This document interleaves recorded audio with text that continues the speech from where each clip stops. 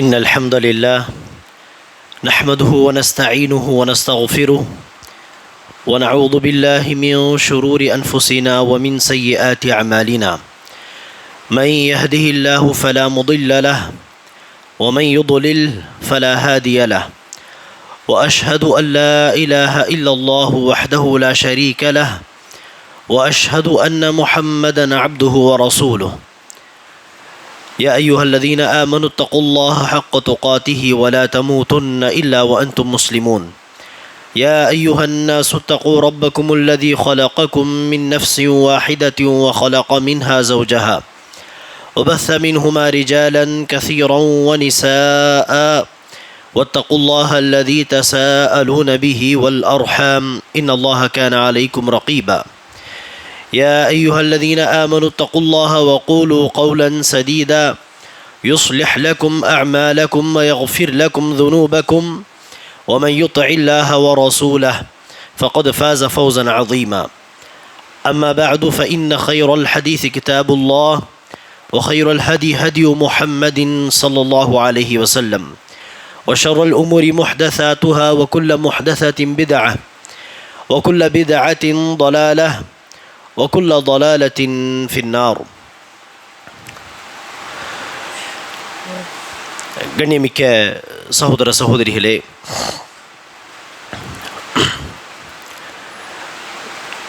கடுமையான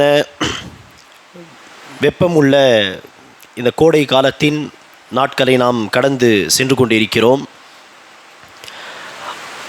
இந்த சூழ்நிலையில் நாம் மார்க்க ரீதியாக பெற வேண்டிய சில படிப்பினைகள் என்ன என்பதை நாம் இன்ஷா அல்லாஹ் இந்த ஜும்மா உரையில் பார்ப்போம்.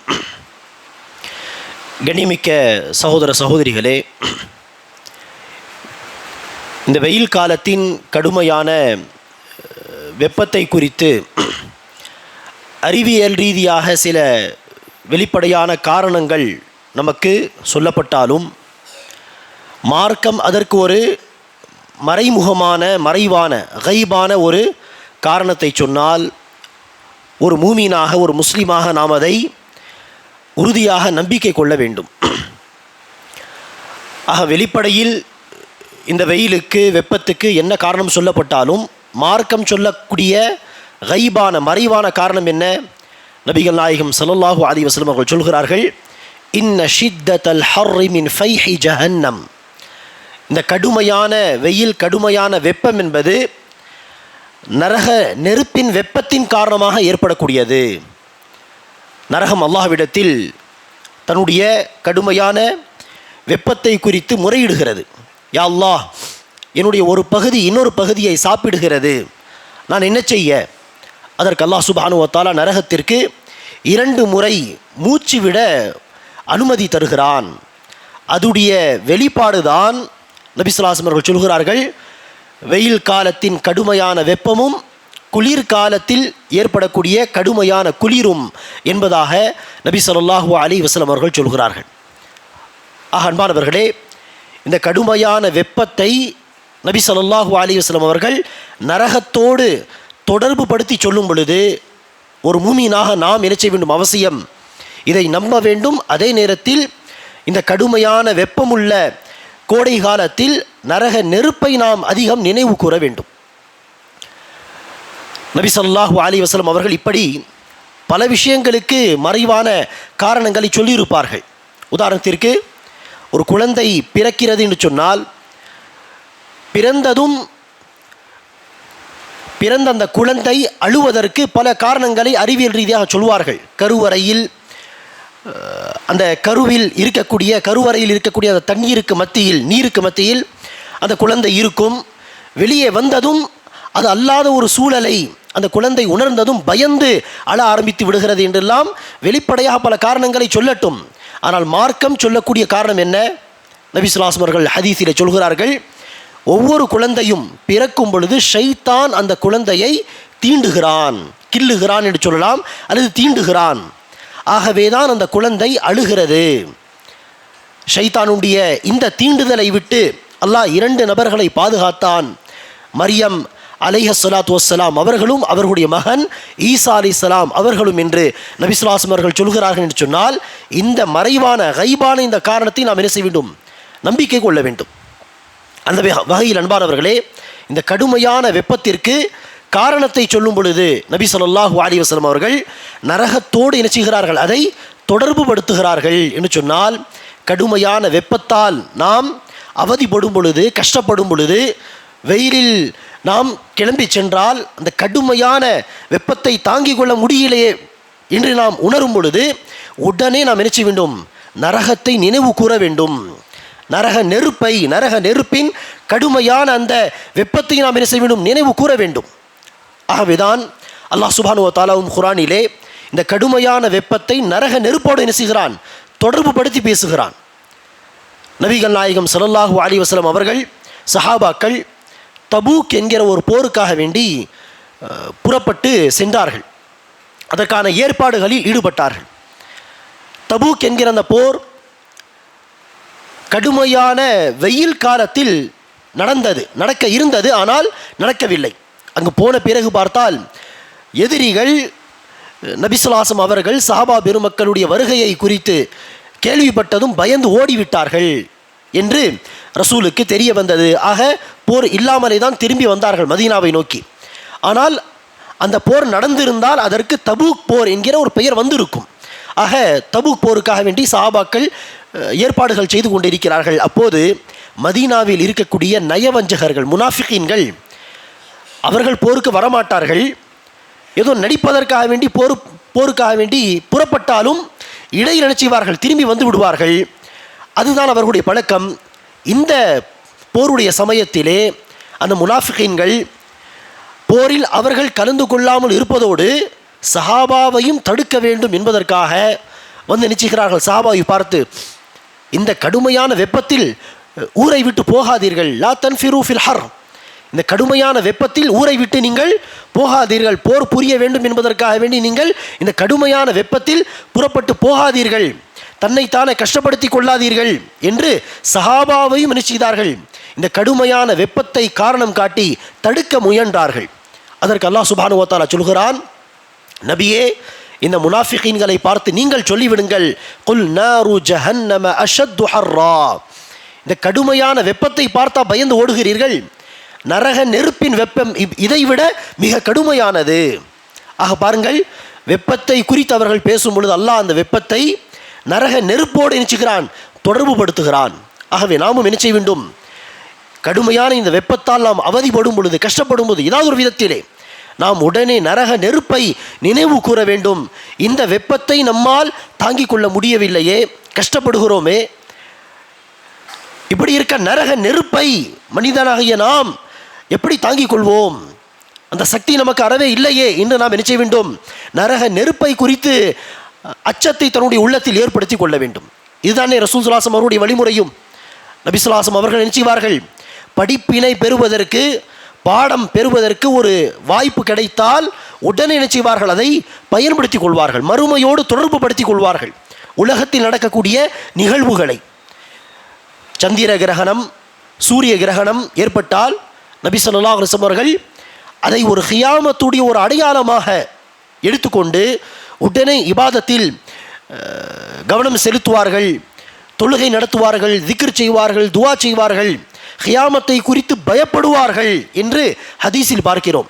காரணம், நாளை மறுமை நாளில் இத ஷம்சு குவிரத் வ இதன் நுஜூமுன் கதரத், இந்த சூரியனுடைய வெளிச்சத்தை அல்லாஹ் சுப்ஹானஹு வ தஆலா செய்வான், முழுமையாக பறித்துக் கொள்வான். இந்த சூரியன், பூமியை பிரகாசிக்கக்கூடிய இந்த சூரியன், அதுடைய வெளிச்சம், அந்த பிரகாசமே பறிக்கப்படும் முழுவதுமாக. அந்த நிகழ்வை நபி ஸல்லல்லாஹு அலைஹி வஸல்லம் என்ன செய்வார்கள்? கிரகணம் ஏற்படும் பொழுது நினைவு கூறுவார்கள். இந்த கிரகணம் என்பது கியாம நாளின் நிகழ்வை சுட்டிக்காட்டக்கூடிய ஒரு அடையாளம் என்பதாக அதை எடுத்துக்கொண்டு உடனே ரசூல் அவர்கள் பாவ மன்னிப்பு தேடுவார்கள், மறுமையை நினைவு கூறுவார்கள், பயப்படுவார்கள் என்று பார்க்கிறோமா இல்லையா? அதேபோல் தான் ஒரு மூமின் பாடம் பெறுவதற்கு, படிப்பினை பெறுவதற்கு, மறுமையோடு தொடர்பு படுத்தி ஒரு விஷயத்தை பார்ப்பதற்கு ஒரு வாய்ப்பு கிடைத்தால் அதை பயன்படுத்தி கொள்ள வேண்டும். ஆக இந்த கடுமையான வெப்பத்தில் சென்னையில் இருக்கக்கூடிய நாம் பல விதத்தில் என்ன செய்வோம்? கஷ்டப்படுவோம். வெயில் காலத்திலே. ஆக இத்தகைய கால சூழ்நிலையில் நாம் என்ன செய்ய வேண்டும்? நரக நெருப்பை குறித்து அதிகம் நினைவு கூற வேண்டும், அல்லாஹ்வுக்கு பயப்பட வேண்டும், அல்லாஹ்வுடைய வேதனையை குறித்து பயப்பட வேண்டும், தன்னைத்தானே சீர்திருத்திக் கொள்ள நாம் முயற்சிக்க வேண்டும். அல்லாஹ் சுப்ஹானஹு வ தஆலா நரக நெருப்பை குறித்து குர்ஆனிலே ஆங்காங்கே பலவிதமாக பேசுகிறான். அல்லாஹ் சுப்ஹானஹு வ தஆலா ஒரு வசனத்தில் சொல்லும் பொழுது, நரகவாசிகளுடைய தோல் நரக நெருப்பால் எப்போதெல்லாம் கருகி போய்விடுமோ, எரிந்து போய்விடுமோ, அப்போது நாம் என்ன செய்வோம்? புதிதாக அவர்களுக்கு தோலை வழங்குவோம். இதே போல் அல்லாஹ் தொடர்ந்து நரகவாசிகளை அந்த நரகத்திலே வேதனை செய்வதாக குர்ஆனிலே சொல்கிறான். இந்த வசனத்தை நாம் படிக்கும் பொழுது நபிகள் நாயகம் ஸல்லல்லாஹு அலைஹி வஸல்லம் அவர்கள் நரகவாசிகளுடைய தோல் குறித்து சொன்ன இன்னொரு ஹதீஸ் என்ன செய்ய வேண்டும்? தொடர்பு படுத்தி பார்க்க வேண்டும். நரகவாசிகள் சொர்க்கவாசிகளை காட்டிலும் பெரிய ஒரு படைப்பாக இருப்பார்கள். சொர்க்கவாசிகள் பற்றி என்ன வருகிறது ஹதீஸிலே? ஆதம் அலைஹிஸ்ஸலாமுடைய உயரத்தில் அவர்கள் இருப்பார்கள். 70 முழம் 60 முழம் என்கிற அந்த ஹைட்டிலே என்ன செய்வார்கள்? சொர்க்கவாசிகள் இருப்பார்கள். சொர்க்கத்தில் நுழையும் பொழுது ஆதம் அலைஹிஸ்ஸலாமுடைய உயரத்தில் என்பதாக வருகிறது. ஆனால் நரகவாசிகளுடைய சைஸ், அவர்களுடைய உயரம் என்று பார்த்தால் பன்மடங்கு அதிகம் சொர்க்கவாசிகளை காட்டிலும். காரணம், பெரிய படைப்பாக அவர்களை ஆக்கி அல்லாஹ் நரகத்தில் நுழைய செய்யும் பொழுது அவர்கள் அந்த நரக நெருப்பை, அந்த நரக வேதனையை நினைச்சுவார்கள், கடுமையாக உணர்வார்கள் என்பதற்காக பெரிய படைப்பாக அல்லாஹ் நினைச்சுவான் அந்த நரகவாசிகளை நரகத்தில் நுழைப்பான். அவர்களுடைய ஒரு கடவாய்ப்பல், நரகவாசிகளுடைய ஒரு கடவாய்ப்பல் உஹது மலை அளவுக்கு இருக்கும் என்று நபி ஸல்லல்லாஹு அலைஹி வஸல்லம் அவர்கள் சொல்கிறார்கள். அதே ஹதீஸில் ரசூல் அவர்கள் சொல்கிறார்கள், நரகவாசிகளுடைய தோலுடைய தடிப்பு எவ்வளவு இருக்கும் என்று சொன்னால் 42 முழம். 42 முழம். அதுவும் அந்த தோல் என்பது ஜில்துல் ஜப்பார் என்று ரசூல் அவர்கள் சொல்கிறார்கள். ஜப்பார் என்று சொன்னால் பார்க்க ஹைட் வெயிட்டாக இருக்கக்கூடியவர்கள், சாதாரண மனிதர் அல்ல, பார்ப்பதற்கு ஹைட் வெயிட்டாக இருக்கக்கூடிய மிக உயரமான ஒரு நபருடைய ஒரு முழம் எவ்வளவு சைஸ் இருக்குமோ அதில் 42 முழம் என்று நபி ஸல்லல்லாஹு அலைஹி வஸல்லம் அவர்கள் நரகவாசிகளுடைய தோலின் தடிப்பை ரசூல் அவர்கள் சொல்கிறார்கள். அவ்வளவு தடிப்பாக இருக்கக்கூடிய தோலே நரக நெருப்பில் உடனே கருகி போய்விடும். அல்லாஹ் மீண்டும் புதிய தோலை அணிவிப்பான். நரக நெருப்பை, நரக வேதனை அவர்கள் உணர வேண்டும் என்பதற்காக மீண்டும் அந்த தோல் கருகி போய்விடும். மீண்டும் அல்லாஹ் புதிய தோலை தருவான். இவ்வாறாக அந்த நரகவாசிகள் நரகத்தில் கடுமையாக வேதனை செய்யப்படுவார்கள். அல்லாஹ் சுப்ஹானஹு வ தஆலா நம்மை பாதுகாக்க வேண்டும். அதே போல நபி ஸல்லல்லாஹு அலைஹி வஸல்லம் அவர்கள் மற்றொரு ஹதீஸிலே நரக நெருப்பு எவ்வளவு கடுமையானது என்பதை சொல்லும் பொழுது, இந்த உலகத்தில் அல்லாஹ் கொடுத்த நெருப்பை விட 69 மடங்கு நரக நெருப்பு கடுமையானது என்பதை நபி ஸல்லல்லாஹு அலைஹி வஸல்லம் அவர்கள் சொல்கிறார்கள். என்று சொன்னால் இதெல்லாம் நெருப்பு சம்பந்தப்பட்ட விஷயம். இந்த வெப்பம் என்பது நேரடியாக நெருப்பில் நாம் போய் விழுவது கூட கிடையாது. அது வெப்பம், அது கடுமையான வெயிலுடைய தாக்கம். அது நேரடியாக நெருப்பில் வைத்தால், கையை வைத்து விட்டால் அது எவ்வளவு பயங்கரமான வேதனையை தரும் என்பதை, கடுமையான வெப்பத்தை நாம் அந்த எரிச்சலை உணர்வோமே, அந்த சமயத்தில் நாம் என்ன செய்ய வேண்டும்? நினைவு கூற வேண்டும். இந்த வெப்பத்தை நம்மால் தாங்கிக் கொள்ள முடியவில்லையே, கஷ்டப்படுகிறோமே, தண்ணீர் கிடைக்குமா, தண்ணீரை மேலே ஊற்றி கொள்ளலாமா, நிழல் கிடைக்குமா என்று நாம் தேடி செல்கிறோமே, நேரடியாக இந்த உலகத்தில் அல்லாஹ் கொடுத்த நெருப்பில் கையை வைத்து விட்டால் அது இவ்வளவு கடுமையாக இருக்கும். அதுவே இவ்வளவு மோசம் என்று சொன்னால் நரக நெருப்பு இதைவிட 69 மடங்கு கடுமையான ஒரு விஷயமாச்சே, அதை எப்படி ஒரு மனிதனாக என்னால் தாங்கிக் கொள்ள முடியும் என்று இந்த வெப்பத்தில் கஷ்டப்படும் பொழுதெல்லாம் அந்த நொடி நாம் நரக நெருப்பை நினைவு கூற வேண்டும், படிப்பினை பெற வேண்டும். அதே போல் அன்பானவர்களே, இந்த கடுமையான வெயில் காலத்திலே நாம் நினைச்சுகிறோம், முன்னேற்பாடாக ஏசி சரியாக இருக்கிறதா, அதை சரி செய்யலாமா, ஏதாவது சர்வீஸ் செய்யலாமா, குளிர்ச்சி அதிகமாக வரட்டும், அல்லது ஏசி இல்லை என்று சொன்னால் குறைந்த விலையில் ஏதாவது ஏசி வாங்கி போடலாமா என்று நாம் முன்னேற்பாடுகள் செய்கிறோமா இல்லையா? அல்லது வெயில் காலம் ஆரம்பித்த பிறகாவது அவசர அவசரமாக ஏதாவது ஏற்பாடுகள் செய்கிறோமா இல்லையா? அவரவர்கள் தன்னுடைய வசதிக்கு ஏற்ப, ஏசி போட வசதி இல்லைன்னு சொன்னால் மாடியில் போய் படுக்கலாமா? ஏதாவது ஒரு விதத்தில் நாம் அந்த காலத்தில் என்ன செய்கிறோம்? தன்னுடைய சுகத்தை நாடி நாம் ஏதாவது ஏற்பாடுகள் செய்கிறோம். அப்படி இருக்க நரக நெருப்பில் போகாமல் இருக்க நாம் செய்யக்கூடிய ஏற்பாடு என்ன? நரக நெருப்பில் போய் தூக்கி எறியப்படாமல் இருக்க நாம் என்ன செய்து கொண்டிருக்கிறோம் என்று நாம் என்ன செய்ய வேண்டும்? இந்த கடுமையான வெயில் காலத்தில் நாம் என்ன முன் ஏற்பாடுகள் செய்கிறோமோ அதே காரியங்களை அடிப்படையாக வைத்து நரக நெருப்பை விட்டு தன்னை காப்பாற்றிக் கொள்ள நாம் என்ன ஏற்பாடுகள் செய்கிறோம் என்கிற அந்த கண்ணோட்டத்திலும் நாம் என்ன செய்ய வேண்டும்? சிந்தித்து பார்க்க கடமைப்பட்டிருக்கிறோம். அன்பானவர்களே, இந்த கடுமையான வெப்பத்தை அல்லாஹ் ரசூல் எப்படி நரகத்தோடு தொடர்பு படுத்தி நமக்கு பயத்தை ஊட்டுகிறார்களோ அந்த பயம் நம்முடைய உள்ளத்தில் ஏற்பட வேண்டும். அதன் பிரதிபலிப்பாக நரக நெருப்பை விட்டு தன்னை பாதுகாத்துக் கொள்வதற்கான முயற்சிகளில் நாம் ஒவ்வொரு நாள் ஈடுபட வேண்டும்.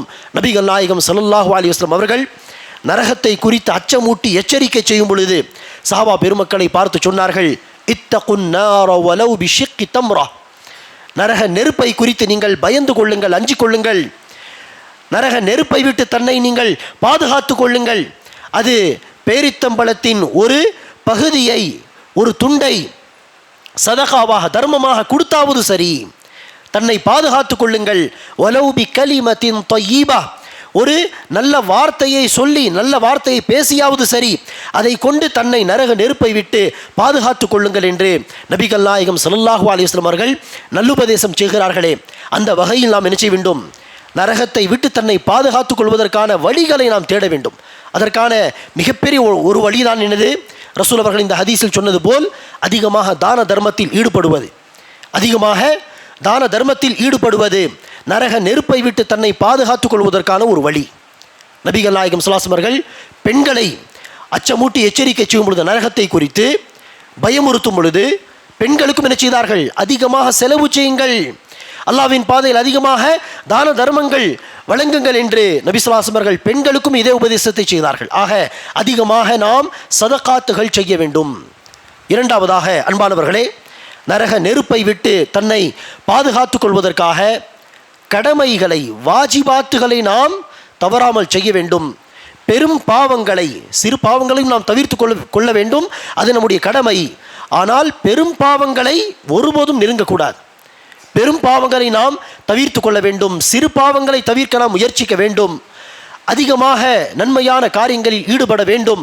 மேலும் அல்லாஹ் சுப்ஹானஹு வ தஆலாவிடத்தில் நரக நெருப்பை விட்டு, நரக வேதனையை விட்டு பாதுகாப்பு தேட வேண்டும். அடிக்கடி நபிகள் நாயகம் ஸல்லல்லாஹு அலைஹி வஸல்லம் அவர்கள் காலை மாலை பிரார்த்தனையாக நரகத்தை விட்டு என்ன செய்வார்கள்? பாதுகாப்பு தேடுவார்கள். ஆக நாமும் நரகத்தை விட்டு பாதுகாப்பு தேட வேண்டும் அடிக்கடி. குறிப்பாக நபி ஸல்லல்லாஹு அலைஹி வஸல்லம் அவர்கள் ஒரு ஹதீஸிலே சொல்கிறார்கள், அந்த ஹதீஸை நாம் அமல்படுத்த அடிக்கடி முயற்சிக்க வேண்டும். நபி ஸல்லல்லாஹு அலைஹி வஸல்லம் அவர்கள் சொல்கிறார்கள், எவர் ஒருவர் 3 தடவை நரகத்தை விட்டு பாதுகாப்பு தேடுகிறாரோ நரகம் அல்லாஹ்விடத்தில் துஆ செய்யும், அல்லது அந்த நபருக்காக அல்லாஹ்விடத்தில் பரிந்துரை செய்யும் வண்ணம் சொல்லும், யா அல்லாஹ், இந்த அடியார் என்னை விட்டு உன்னிடம் பாதுகாப்பு தேடுகிறார், இவரை பாதுகாத்து விடு. எவர் ஒருவர் 3 தடவை அல்லாஹ்விடத்தில் சொர்க்கத்தை கேட்பாரோ, யா அல்லாஹ் எனக்கு சொர்க்கத்தை தா, யா அல்லாஹ் எனக்கு சொர்க்கத்தை தா என்று சொர்க்கத்தை கேட்பாரோ, சொர்க்கம் அல்லாஹ்விடத்தில் அந்த அடியாருக்காக துஆ செய்யும் அல்லது பரிந்துரை செய்யும், சொல்லும், யா அல்லாஹ், இவர் என்னை உன்னிடத்தில் கேட்கிறார், ஆக சொர்க்கத்தில் எனக்குள் அந்த அடியாரை நுழைத்து விடு. ஆக இப்படி இந்த ஹதீஸின் அடிப்படையில் 3 தடவை அடிக்கடி நாம் என்ன செய்ய வேண்டும்? காலை மாலை துவாவாக, அல்லது தொழுகையில் சஜிதா செய்யும் பொழுது, அல்லது தஷஹுதுடைய இறுதி பகுதியிலே நாம் செய்யக்கூடிய துவாக்களில் இதையும் ஒரு துவாவாக நாம் சேர்த்து கொள்ள வேண்டும். அல்லாஹும்ம இன்னி அஸ்அலுகல் ஜன்னஹ் வ அஊது பிக மினன் நார். அல்லாஹும்ம இன்னி அஸ்அலுகல் ஜன்னஹ் வ அஊது பிக மினன் நார். அல்லாஹும்ம இன்னி அஸ்அலுகல் ஜன்னஹ் வ அஊது பிக மினன் நார். யா அல்லாஹ், நான் உன்னிடத்தில் சொர்க்கத்தை கேட்கிறேன், மேலும் நரகத்தை விட்டு பாதுகாப்பு தேடுகிறேன் என்று 3 தடவை அல்லாஹ்விடத்தில் பிரார்த்தனை செய்வது.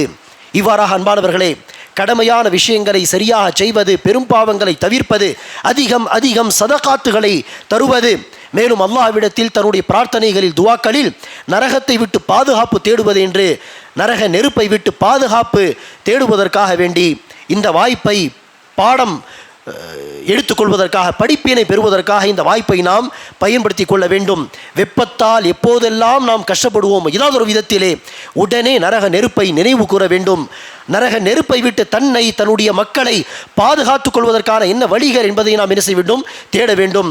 அந்த நரக நெருப்பு மிக மிக கடுமையானது. அல்லதி தத்தலிஉ அலல் அஃஇதா, அது நரகவாசிகளை வேதனை செய்ய தொடங்கினால், அந்த நரக நெருப்பு நரகவாசிகளை தொட ஆரம்பித்தால் உடனே அது நரகவாசிகளுடைய உள்ளங்களை என்ன செய்விடும், எரித்துவிடும் என்பதாக அல்லாஹ் சுப்ஹானஹு வ தஆலா சொல்கிறான். தொட்ட உடனே உள்ளம், அதுவும் எங்க அந்த உள்ளம் இருக்கும், 62 முழம் தடிப்புள்ள மேனிக்கு உள்ளே அது இருக்கும் என்பதாக ரசூல் அவர்கள் சொல்கிறார்கள். அப்படி இருக்க எவ்வளவு அந்த நெருப்பு கடுமையாக இருக்கும் யோசித்து பாருங்கள். அந்த மேனியை, அந்த தோலை தொட்டதும் அது என்ன செய்யும், உள்ளத்தை அது எரித்துவிடும், இதயத்தை அது எரித்துவிடும் என்பதாக அல்லாஹ் சுப்ஹானஹு வ தஆலா ஹுமஸா அத்தியாயத்தில் சொல்கிறான். ஆக இந்த வசனங்களை எல்லாம் படித்து நாம் நரக நெருப்பை குறித்த அச்சத்தை, அல்லாஹுடைய வேதனை குறித்த அச்சத்தை நாம் ஏற்படுத்தி கொள்ள வேண்டும் தன்னுடைய உள்ளங்களிலே. இதுவும் என்னது, அல்லாஹுடைய தக்வாவின் ஒரு பகுதி தான். அல்லாஹ்வுக்கு பயப்படுவது, பயபக்தி என்று நாம் சொல்லும் பொழுது, அல்லது உள்ள தூய்மை என்று நாம் சொல்லும் பொழுது, அது மிக முக்கியமான பகுதி தான் அல்லாஹுடைய வேதனையை குறித்து அடிக்கடி பயப்படுவதாகும். அல்லாஹ் சுப்ஹானஹு வ தஆலா நம் அனைவருக்கும் நரக நெருப்பை குறித்து, அல்லாஹுடைய வேதனை குறித்து அடிக்கடி பயந்து தன்னுடைய அமல்களை சீர் செய்யக்கூடிய பாக்கியத்தை தருவானாக. பெரும் பாவங்களை விட்டு அல்லாஹுடைய வேதனையின் பயத்தை அடிப்படையாக கொண்டு தவிர்ந்து வாழக்கூடிய பாக்கியத்தை தருவானாக. சிறு பாவங்களையும் இயன்றவரை தவிர்ந்து வாழக்கூடிய பாக்கியத்தை தருவானாக. அல்லாஹ்வின் பாதையில் அடிக்கடி சதகாத்துகள், தான தர்மங்கள் செய்யக்கூடிய தௌஃபீக் எல்லாம் நமக்கு தருவானாக. அல்லாஹ் சுப்ஹானஹு வ தஆலாவிடத்தில் ஒவ்வொரு நாளும் பல முறை சொர்க்கத்தை அல்லாஹ்விடத்தில் கேட்கக்கூடிய, நரக நெருப்பை விட்டு அல்லாஹ்விடம் பாதுகாப்பு தேடக்கூடிய, அடைக்கலம் தேடக்கூடிய பாக்கியசாலிகளாக அல்லாஹ் சுப்ஹானஹு வ தஆலா என்னையும் உங்களையும் ஆக்கியருள் புரிவானாக. ஆமீன். வாஹிரு தஅவானா அல்ஹம்துலில்லாஹி ரப்பில் ஆலமீன்.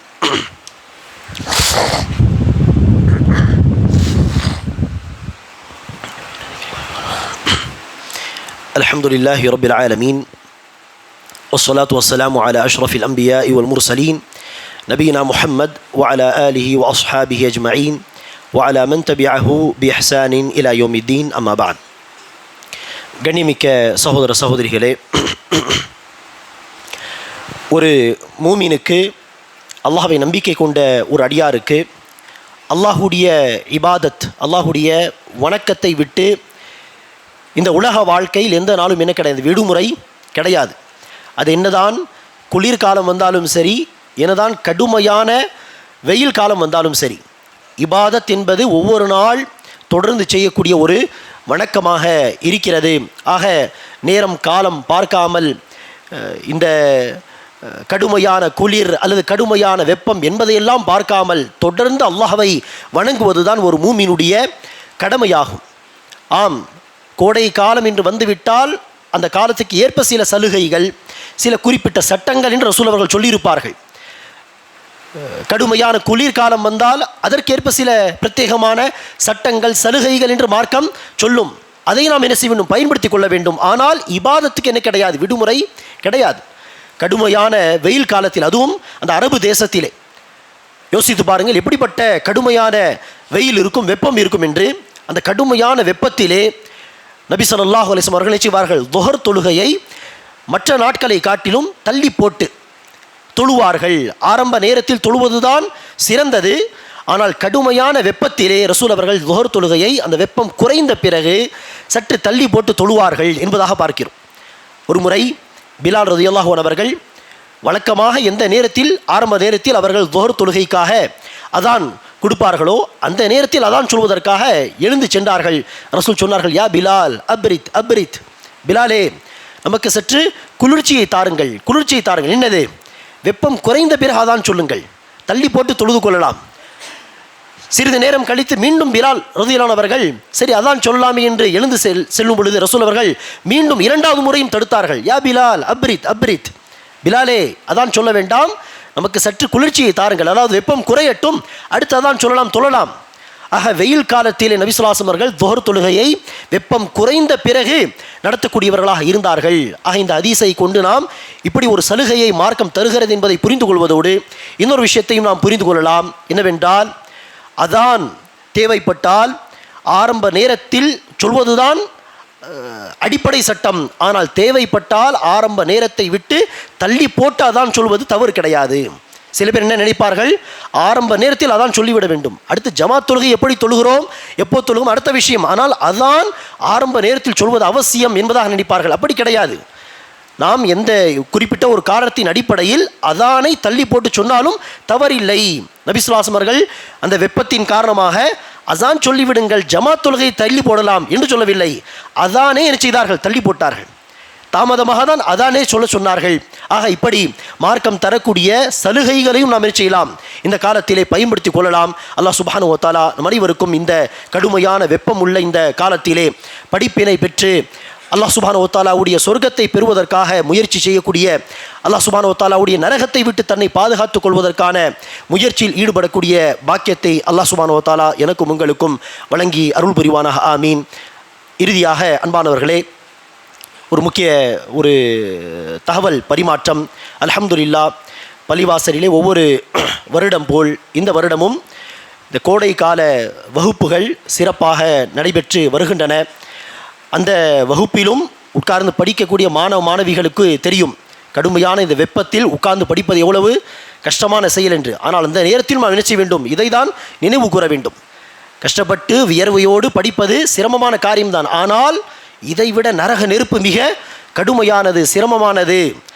அதை விட்டு தன்னை பாதுகாத்து கொள்ள மார்க்க கல்வியை தேடுவது, வணங்குவது இது நம் மீது கடமை என்பதை தான் மாணவ மாணவிகளும் புரிந்து கொள்ள வேண்டும். இதைதான் ஆசிரியர்கள் பெற்றோரும் அவர்களுக்கு பாடமாக சொல்லித்தர வேண்டும். கஷ்டப்பட்டு படித்தால்தான் மார்க்கத்தை கற்றுக்கொள்ள முடியும்.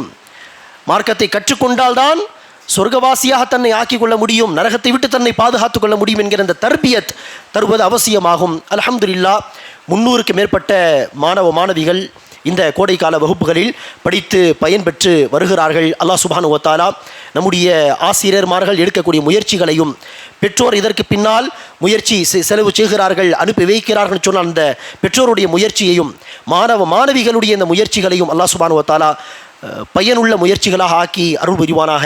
இந்த முயற்சிகள் அல்லாஹ் சுப்ஹானஹு வ தஆலா பர்க்கத் செய்வானாக. மார்க்க ரீதியாக நம்முடைய சமூகத்திலே மஹல்லாவிலே நல்ல மாற்றத்தை அல்லாஹ் சுப்ஹானஹு வ தஆலா இந்த கல்வி மூலியமாக ஏற்படுத்தி தருவானாக. ஆமீன். ரப்பனா ظلمنا أنفسنا وإن لم تغفر لنا وترحمنا لنكونن من الخاسرين. اللهم آت أنفسنا تقواها وزكها أنت خير من زكاها أنت وليها ومولاها. اللهم أعز الإسلام والمسلمين وانصر الإسلام والمسلمين واخذل الكفرة واليهود والنصارى والمشركين. ربنا ظلمنا أنفسنا وإن لم تغفر لنا وترحمنا لنكونن من الخاسرين. اللهم اغفر لنا وللمؤمنين والمؤمنات والمسلمين والمسلمات وألف بين قلوبهم وأصلح ذات بينهم وانصرهم على عدوك وعدوهم. اللهم لعن الكفرة الذين يصدون عن سبيلك ويكذبون رسلك ويقاتلون أولياءك. اللهم خالف بين كلمتهم وزلزل أقدامهم وشتت شملهم وفرق جمعهم وأنزل بهم بأسك الذي لا ترده عن القوم المجرمين. اللهم إنا نجعلك في نحورهم ونعوذ بك من شرورهم. اللهم صل على محمد وعلى آل محمد كما صليت على إبراهيم وعلى آل إبراهيم إنك حميد مجيد.